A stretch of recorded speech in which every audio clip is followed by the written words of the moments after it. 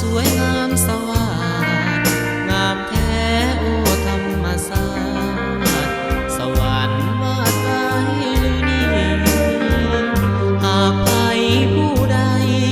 ได้ไปก็คงสุขีดินแดนภูเขาควายนี้สร้างมีแต่สิ่งงามตา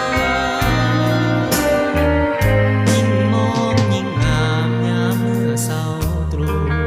ลมหนาวยังโชยพัดอยู่นกฮ้อง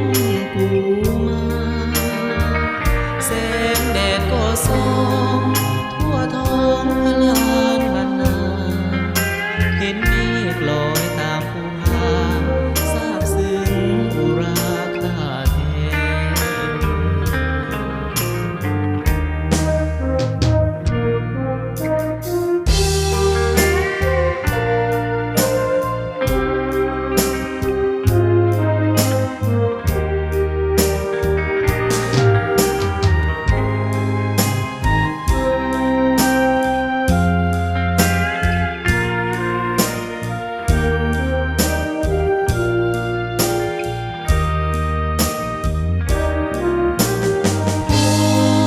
เขาป่วยสวยงามสว่าง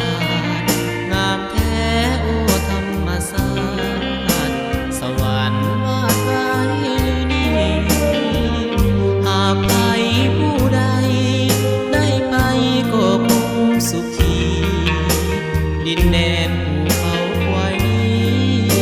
สร้างมีแต่สิ่งงามตา ยิ่งมองยิ่งงามยามเมื่อเศร้าตรู่ลมหนาวยังโชย